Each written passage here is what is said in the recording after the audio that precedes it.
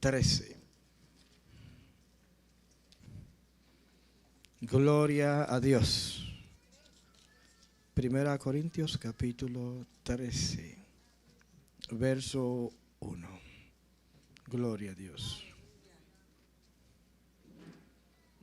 Gloria a Dios. Gloria a Jesús. Gloria a Dios. Amén. Gloria a Dios. Leemos para la gloria de Dios Padre, Dios Hijo y Dios Espíritu Santo. Si yo hablase lenguas humanas y angélicas y no tengo amor, vengo a ser como metal que resuena o címbalo que retiñe. Y si tuviere profecía y entendiese todos los misterios y toda ciencia, y si tuviese toda la fe, de tal manera que trasladase los montes y no tengo amor, nada soy. Y si repartiese todos mis bienes para darles de comer a los pobres, y si entregase mi cuerpo para ser quemado y no tengo amor, de nada me sirve. El amor es sufrido, el amor no tiene envidia, el amor no es jactancioso, no se envanece, no hace nada indebido, no abusa, no busca lo suyo, no se irrita, no guarda rencor, no se goza de la mentira, más se goza de la verdad. Todo lo sufre, todo lo cree, todo lo espera, todo lo soporta. El amor nunca deja de ser, pero las profecías se acabarán y cesarán las lenguas y la ciencia acabará, porque en parte conocemos y en parte profetizamos. Mas cuando venga lo perfecto, entonces lo que es en parte se acabará. Cuando yo era niño, hablaba como niño, pensaba como niño, juzgaba como niño, mas cuando ya fui hombre dejé lo que era de niño. Ahora vemos por espejo oscuramente, mas entonces veremos cara a cara. Ahora conocemos en parte, pero entonces conoceremos cómo fui conocido. Y ahora permanecen la fe, la esperanza y el amor, estos tres. Pero el mayor de ellos es el amor. Gloria al Señor. Demos gracias al Señor. Amado Dios y Padre eterno, en esta hermosa noche te damos las gracias. Señor, nos gozamos de estar aquí en tu casa, de estar entre hermanos, de tener, Señor, la facultad de poder hablar de la palabra, de lo divino, de lo celestial, del pan, de lo único que en este mundo tiene 100% valor absoluto. Bendice a cada hermano y abre nuestros entendimientos para que podamos entender tu palabra. En el nombre de Jesús. Gloria a Dios. Voy a hablar, hermano, bajo el tema elijo lo mejor. Elijo lo mejor. Gloria al Señor. Aquí nosotros vemos esta carta, hermano, escrita a los Corintios. ¿Por quién? Por el apóstol Pablo. El apóstol Pablo, hermano, este hombre que en un tiempo asolaba a la iglesia, que perseguía a los cristianos, que participó de la muerte de Esteban y que era un león. El tipo, a lo que él salía lo hacía, no se devolvía, porque él servía a la ley. Él vivía la Torá. Cuando digo de la ley, hablo de la Torá, que son los 5 libros del Pentateuco: Génesis, Éxodo, Levítico, Número, Deuteronomio. Esa es la ley, la Torá. Él había sido enseñado en estas cosas y le apasionaban estas cosas, y las creía y vivía por ellas. Estudió, mas después de haberse preparado, educado en la Torá enseñaba que todo aquel que enseñase en el nombre de otro que no fuera el nombre de Jehová, recuerda, Israel, Jehová tu Dios, Jehová uno es. Y él tenía esto impregnado en él. Él vivía esto, hermano. Ahora cuando Jesucristo hace la revolución en Israel, él no lo conocía. Todo lo que Cristo hizo en la ciudad, él lo ignoraba. Pero él también ignoraba que la Torá tenía un cumplimiento profético. La Torá, hermano, no podía hacer al hombre perfecto. O sea, la ley no podía hacerte perfecto. La ley lo que hacía era que te mostraba tu pecado. Pero el hombre seguía igual. Pero se esforzaba por caminar en la ley, aunque era imposible guardar la ley. Pues este hombre, hermano, usted conoce la historia, camino hacia Damasco. Cuando este hombre tenía poder en sus manos, tenía gente que caminaban con él y ejecutaban sus palabras, y él daba muerte a quien él quería. Y usted sabe lo que aconteció en el camino. A este hombre solo Cristo lo podía frenar. Dice la Biblia, mas él yendo en el camino, ¿a qué, hermano? A buscar a sus hermanos pasados, detrás de aquellos que fueron pregoneros del evangelio y que por ellos hoy nosotros recibimos el evangelio. Porque fue una cadena, hermano, fueron eslabones que se fueron haciendo hasta llegar a nosotros. Por eso la Biblia dice que no es cosa extraña que suframos, porque estos acontecimientos se han dado en toda la vida o en toda la historia del cristiano. Ahora cuando él camino hacia Damasco se topa con Jesús, dice que una luz más brillante que el sol le golpeó en su rostro, y oyendo una voz que decía: Saulo, Saulo, ¿por qué me persigues? Dice que él cayó del caballo y no veía nada, y escuchaba la voz, pero no podía ver. Pero él, oyendo que y entendiendo que esto no era algo humano, en respeto a Dios: Señor, ¿quién eres? Jesús, yo soy Jesús a quien tú persigues.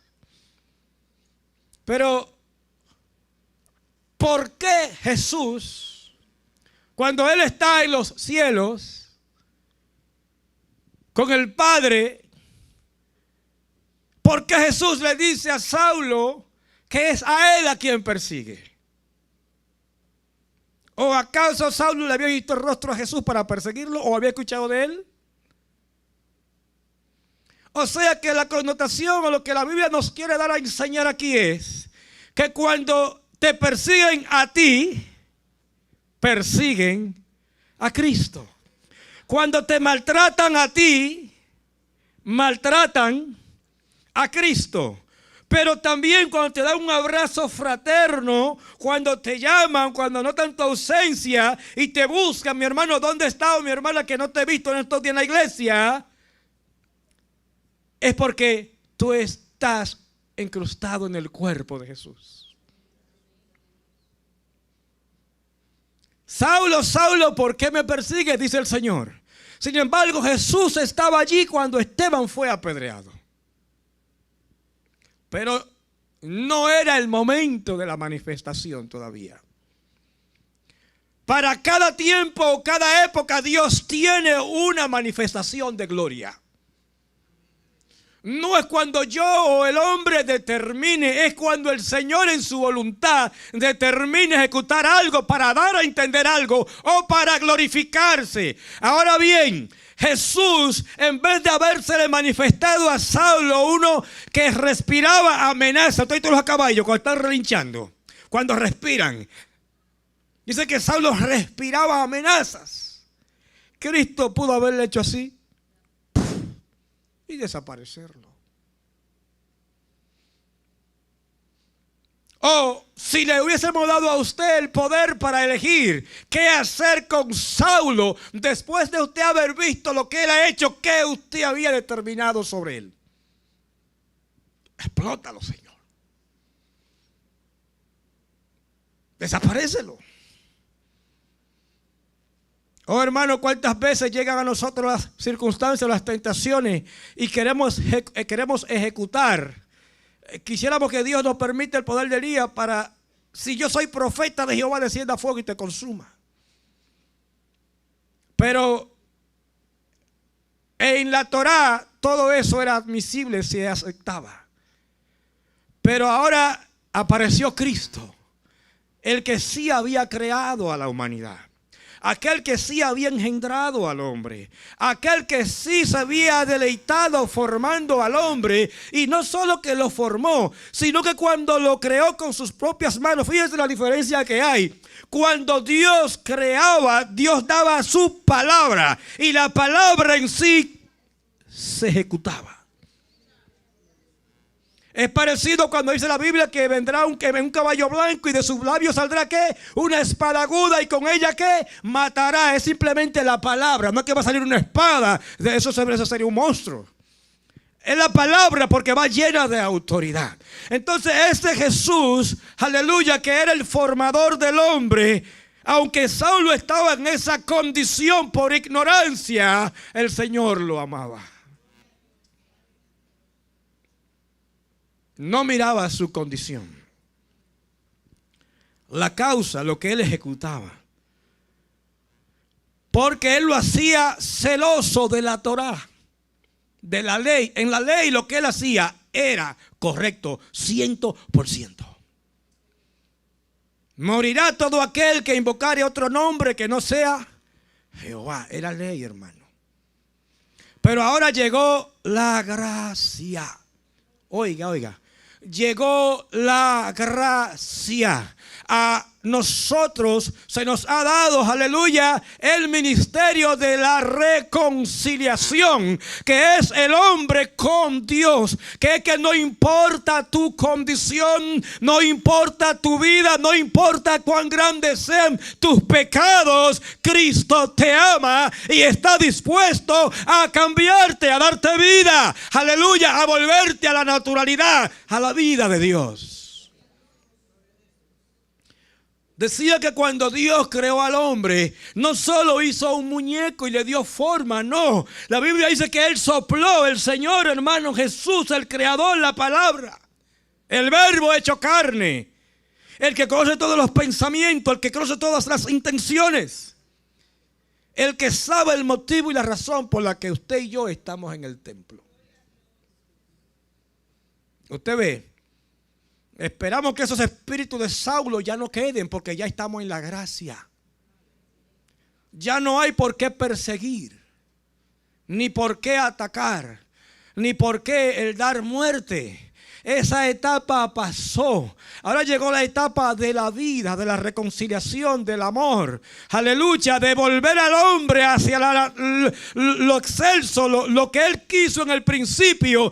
Que era, aleluya, dice la Biblia, que Él sopló en el hombre aliento de vida y vino a ser el hombre un ser viviente. En otras palabras, el hombre tenía vida de Dios, tenía moral de Dios, tenía concepto de Dios, respiraba a Dios porque era la esencia, era la maravilla, era la corona de la creación. Todo lo bueno era para el hombre. Así que yo me doy mi valor, mírame cómo usted me trata. Porque si Jesús hizo eso con Saulo, yo nunca le he tirado una piedra a este hombre. Aleluya. Ese Saulo, cuando el Señor le dice a Ananías, mira Ananías, yo he llamado a Saulo. Y el Señor, tú sabes un demonio, tú sabes cuántos males ha hecho a la iglesia. Y aún acá ha pedido carta para venir a darnos muerte. Imagínense que el Señor le dice a Jesús, ¿y qué tú quieres que yo haga con él? Oh, explótalo, desbarátalo. Mira cómo está atacando a tu pueblo. Jesús le dice, estate quieto, Ananías, porque instrumento escogido me es este. Ya él no será como tú habías escuchado de él. Ya él no será un matador, un perseguidor, no. Ahora yo le voy a enseñar a él lo lindo, lo grato que es el evangelio y lo que puede hacer el hombre cuando recibe la gracia del evangelio. Aleluya. A veces, hermano, como barcos en la mar, perdemos la orientación. Y ya no sabemos qué vientos nos favorecen, porque perdemos el rumbo. Si usted no sabe en alta mar para dónde usted va, o en un carro, hermano Carlos. Mire, cuando a mí el GPS me bota la señal, que yo estoy paste, que estoy metido en un campo de eso. No te di como 30 vueltas en el mismo sitio, porque no tenía señal. Pues así, hermanos, podemos perder la dirección del Espíritu. Y cuando perdemos la dirección del Espíritu, ahí entra en vigencia la carta a los Corintios. ¿Qué pasaba con los Corintios? Esta iglesia, hermano, el apóstol Pablo había trabajado en Corintio, una ciudad de Asia, una ciudad grande, una ciudad de buena economía, una ciudad, gloria al Señor, grande en popularidad. Allí se había levantado una obra en los Corintios. Ese perseguidor, ese que el Señor le dice a Ananías, ese yo me lo he tomado para mí. Ahora está metido allá en esa área de los Corintios, y allí levantó una casa, levantó una obra, levantó un santuario al Señor Jesús, a ese que él perseguía antes. Gloria a Dios. Y él preparó aquella iglesia, hermano, y aquella iglesia fue doctrinada por el apóstol Pablo. Aproximadamente años y medio estuvo Pablo en los Corintios. Pablo era un misionero que vivía de lugar en lugar levantando obras. Pero imagínense cuando Pablo tomaba a estos niños, aleluya, los gentiles, hermano, que no conocían nada de Jesús, que no conocían nada de la Torah, que no conocían nada de lo que era Dios. Y ahora Dios en su gracia ponía en Pablo la gracia del evangelio para penetrar a ellos y atraerlos a Cristo con verdades profundas. Ahora Él los ha preparado allí y ha levantado una obra enseñándoles la doctrina, los conceptos, enseñándoles los valores cristianos, la moral, cómo debían conducirse ahora en Cristo. Retornó Pablo y se fue de Roma, se fue de la ciudad de los Corintios, y pasaron los años y a él le llegó una carta donde le decían los problemas que habían ahora, que estaban enfrentando en la iglesia de los Corintios. Por eso le decía que muchas veces podemos ir en correcta línea, pero podemos perder el trayecto, podemos perder el camino. Pues aquella iglesia estaba creciendo y creciendo en liderazgo y en todo, pero la iglesia comenzó internamente a generar conflictos en que yo predico mejor que tú. Yo tengo más dones que tú. Dice la Biblia que había inmoralidad de pecados. La iglesia ya no tenía la forma en la que el apóstol la había dejado. Había cambiado, hermano. ¿Y qué nos da a entender esa escritura? Nos da a entender que si nosotros no tenemos puestos bien los ojos en Jesús, podemos desenfocarnos. Ahora la buena nueva es que hay esperanza en Cristo, aleluya, para volver a enderezar nuestros caminos, para comenzar otra vez en el camino del evangelio, para volver a permitir el amor florecer en nosotros y permitir que la sombra del Espíritu Santo nos guíe a donde ella quiera. Aleluya. Hay tiempo, hermano. Hay oportunidad. Aleluya. Así como los corintios hemos fallado, aleluya, simplemente el apóstol dice: haz la mejor elección. Vuélvete al Señor Jesucristo. Vuélvete a Cristo, porque en Él hay misericordia. Fíjese, hermano. El apóstol dice aquí, le habla a ellos de los dones espirituales. Les dice que no importa el nivel que yo pueda manifestar en la iglesia.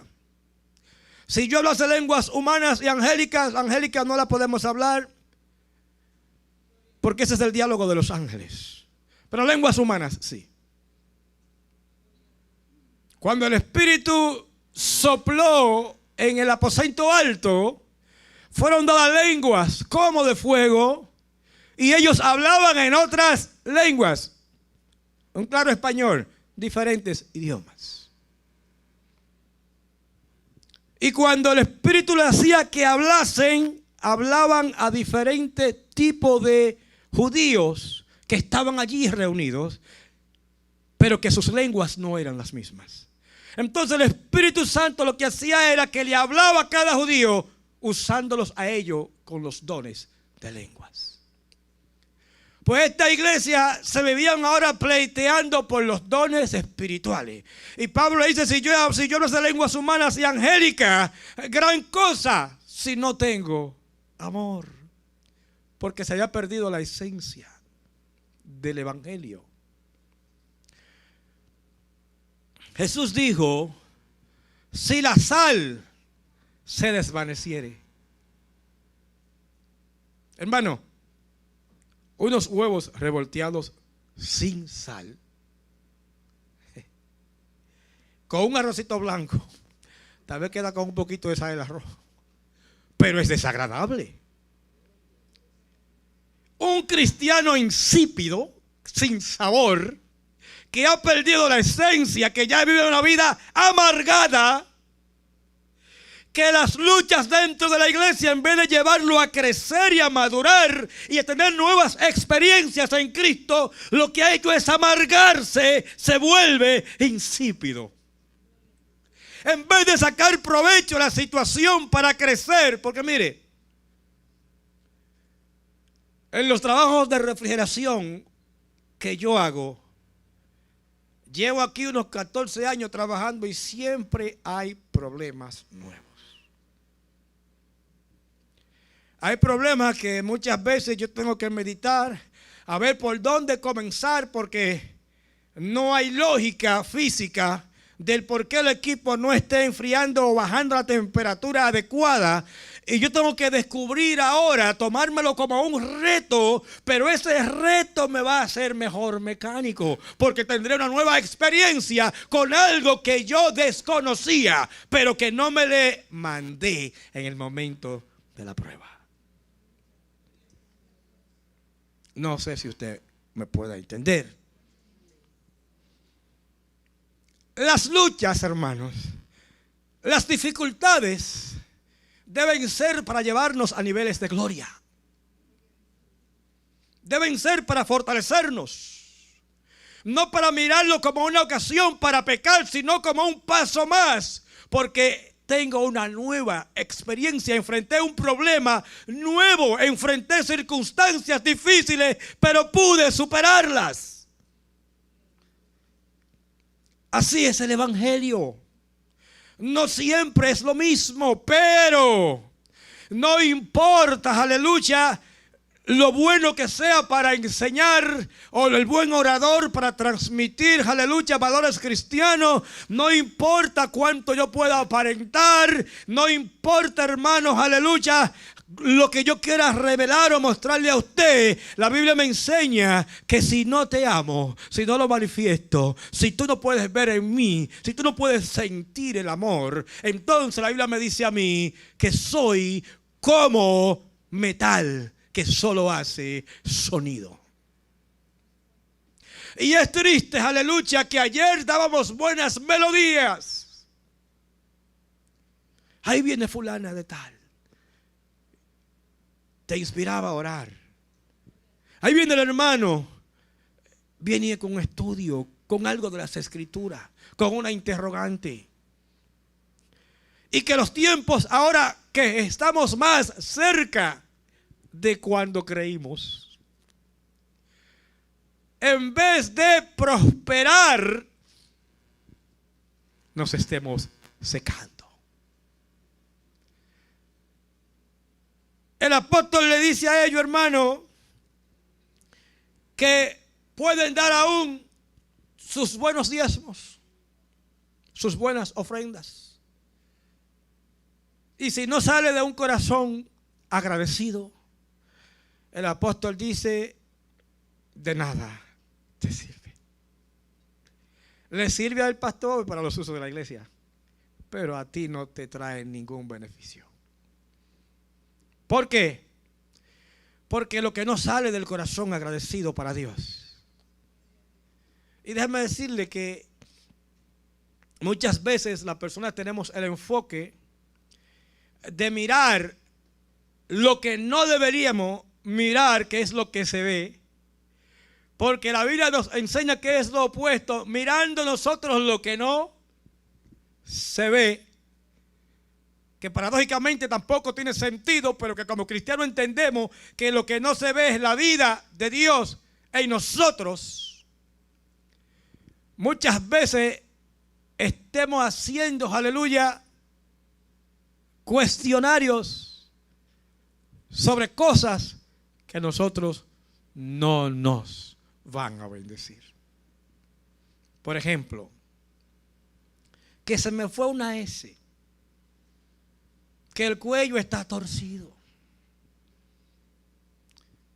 Saca de lo que se pueda decir en el altar lo mejor que de Dios sale para ti. A la iglesia, hermanos, la casa del Señor, venimos a gozarnos, a sentir el calor. Usted sabe que pasarse muchas veces 20 horas, 15 horas y usted no sentir el calor fraternal de nadie. Déjeme decirle que Dios nos creó con emociones. ¿Verdad, hermano Carlos? Usted no se siente mal que yo vaya y lo abrace el día que le amo. Entonces yo estoy seguro que usted tampoco. Pero la Biblia nos enseña, hermano, que si estas cosas no abundan en nosotros, si no se hacen manifiestas, solo hacemos bulla. Lamentablemente. Aunque se vea una iglesia próspera, con de todo, la que el apóstol ahora está confrontando, lo poseía todo, había un dones por todas partes. Profecía por todas partes. Hubo un momento que el apóstol dijo: yo hablo más lengua que todos vosotros. ¿Y? Si yo no puedo hacer sentir a mi hermano agradado, ¿de qué me sirve? La Biblia dice, hermano, que hubo un ser, hubo alguien con grandeza, sublime, majestuoso. Ya yo sé que usted tiene su mente volando. Y de rostro agradable. El cual, siendo en forma de Dios, no se llenó de orgullo el ser igual a Dios, a cosas de que aferrarse, sino que tomando forma de Joselito, mi hermano, todos ustedes, forma de hombre, forma de siervo. Descendió, hermano, aceptó, porque tenía un motivo, tenía una razón. Su venida tenía un plan, que era reconciliarlo a usted y a mí. Y mire lo que le voy a decir, pero yo he caminado mucho, hermano. Yo sé lo que hice, atravesar una ciudad para irse a un culto caminando. Pero eso no es lo grande. Es que cuando se acabe el culto otra vez hay que volver para atrás. Sin embargo, hermano, gloria al Señor. Ahora Cristo aquí en esta nación nos bendice, nos prolifera, nos pone cosas buenas y bonitas en nuestras manos. Y ahora que podemos venir más fácil a la iglesia, por cualquier cosa nos quedamos.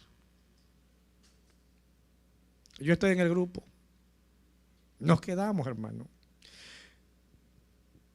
Y de tener un buen auto a tener ahora que atravesar un camino lodoso, pedregoso, con charcos, que me tenga que quitar los zapatos para hacer la obra misionera. ¿Cuántos se han quitado los zapatos para hacer la obra misionera? A mí me ha tocado. Yo me lo he tenido que quitar para atravesar canales, para ir a llevar la palabra. No lo digo como jactancia. Lo digo porque en mi juventud fui misionero. Me mandaban a Altamira, Puerto Plata, a Cienfuegos, en Santiago, a levantar obras, a ayudar a los pastores a trabajar. Pero Yo no tenía nada que perder, pastor, porque yo siempre era pobre. Yo no tenía nada. Pero usted tener todas las comodidades y tener que despojarse de ellas y irse a meter a un lugar donde ni siquiera hay agua potable y usted tomar agua ahora de cañadas para usted llevar el evangelio a un grupo de indigentes, eso habría que pensarlo, ¿verdad? Ah, pues miren, más que eso, más que los indigentes y todo esto, Cristo tomando forma de siervo, mirando la condición de pecado del hombre, que cada día más el pecado crecía y aumentaba, Cristo aceptó venir a la tierra a tomar forma de lo que Él había creado una vez. Sí, porque es muy bueno decir, levanten, pero coja usted a un lado también, ¿verdad, ministro? Es muy bueno decir, hagan, como decían los fariseos, hagan y hagan, pero ellos ni con un dedo tocaban. Pues déjeme decirle que Él tuvo que tomar forma ahora y venir a lo que Él había dicho antes. Hermano, nacer de un hogar bien pobre como el del hogar de José y María. Fíjese que en su sangre hay línea real de la realeza, porque él es de la descendencia de David, el rey. Pero su economía era bastante mala, eran pobres. Y venir, hermano, de lo excelso, lo sublime, lo glorioso. Hay gente que dicen, yo no he visto a nadie que descienda para decir lo que hay después de la muerte, pero Cristo descendió, pastor. Y nos dijo claramente que donde Él está hay moradas, hay cosas grandes, cosas hermosas, que ni siquiera han venido a nuestros pensamientos la grandeza de sus cosas. La Biblia dice que son para todos aquellos que creen. Hermano, y en su venida Jesús, todo lo que irradiaba y proyectaba era misericordia, era amor. En Isaías 53 la Biblia lo relata como un ser que ni siquiera tenía apariencia. Mucha gente piensa que Jesucristo era un tipo buen mozo, elegante, alto, fuerte, así como yo. No, no era así, hermano. Jesús no era así, hermano.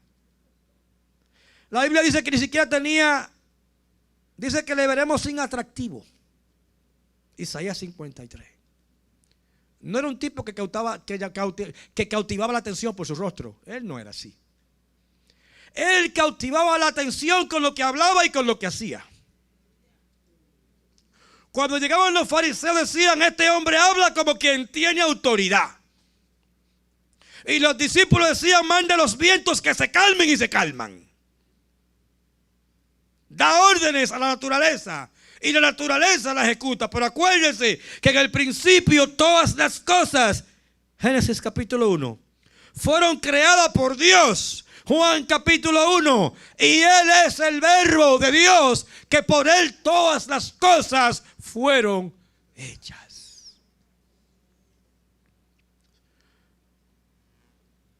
De los 10 mandamientos de la Torá, Él los resumió en 2. ¿Quién se lo sabe? ¿Puede decirlo alguien? ¿Puede decírmelo alguien los 2 mandamientos que resumió? Amarás al Señor tu Dios sin exclusividad, por encima de ti, de tus acciones, de tus emociones, de tus gustos, de tus valores. Por encima de ti, dijo Jesús, amarás al Señor tu Dios. Y el segundo, a mí hay que amarme, hermano. A mí hay que amarme. Y yo tengo que amarlo. Porque Él dijo que el segundo y grande mandamiento era, y amarás. Y amarás. Puede decirlo en voz alta. Y amarás a tu prójimo como a ti mismo. Hay quienes se les hace fácil decir que aman a Jesús, pero cuando tienen que amar al hermano que le faltó, ese me irrespetó, ese me humilló, ella me menospreció, me vio y se hizo que no me vio. amar a esas personas? Jesús me dice que sí. Y le voy a decir por qué es que es necesario amar. Es que usted y yo estamos incluidos en Romanos 3:23. Por cuanto todos pecaron, están destituidos ¿de qué? De la gloria de Dios. Y no hay justo ni aún uno. Entonces Cristo vino, aleluya, a darnos ahora en Él vida y vida en abundancia, lo que significa que no es por los méritos de Rudy Green, no es por los méritos del hermano Carlos. Mire, hay hermanos y hermanas que ellos se creen que son más santos que otros. Pero déjenme decirles que eso para el cielo será difícil que aparezcan. Porque la Biblia me enseña a mí que nadie va al cielo por sus propios méritos. Nadie, hermano. Así que usted está creyendo que usted es mayor que otro hermano. Bájese y humíllese para que pueda entrar en la línea de los redimidos. Porque aquí nadie es salvo por obra. Nadie es salvo porque hizo esto o porque tenga buena voluntad. Aquí somos salvos porque Cristo pagó un precio y me regaló la salvación porque Él sabía que yo no podía. Délo fuerte para Jesús. Él sabía que Rudy no se iba a salvar. Él sabía que usted no se iba a salvar. Entonces Él tomó en Él el pecado de nosotros, dice la Biblia. Y por eso es que yo tengo que amarlo a usted, porque yo fui amado primero. Él me amó primero. Ahora, si usted no siente ese amor, la Biblia dice que el que es nacido de Dios ama a su hermano. Si usted no lo siente, nazca de nuevo. Venga a Cristo, acéptele para que su amor nazca en su corazón. Eso es lo que la Biblia enseña. No importa lo que yo te haga, no importa lo que tú me hagas. El que es nacido de Dios ama, porque Dios es amor. Y la Biblia enseña, hermanos, mira que no importa cuánto transcurramos o caminamos o cantemos o hagamos en la iglesia, cuántas iglesias levantemos, cuántos tratados, cuántos cultos, cuántos cantamos, todo eso lo que le da credibilidad si está fundamentado en el amor de Jesucristo. Él es la esencia de todas las cosas. Fíjese. Qué tan excelente o qué tanta es la excelencia de Jesucristo, que yo una vez creo que le decía a ustedes que a mí me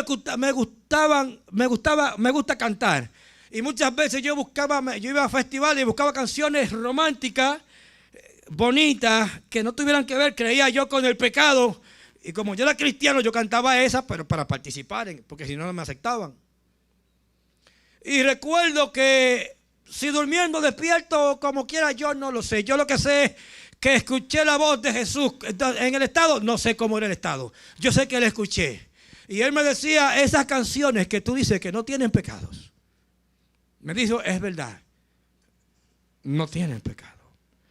Pero yo no quiero que tú las cantes, porque cuando se escribieron yo no fui la causa. Yo no fui la inspiración. No se hizo para mí. Oiga, hermano, Dios es celoso.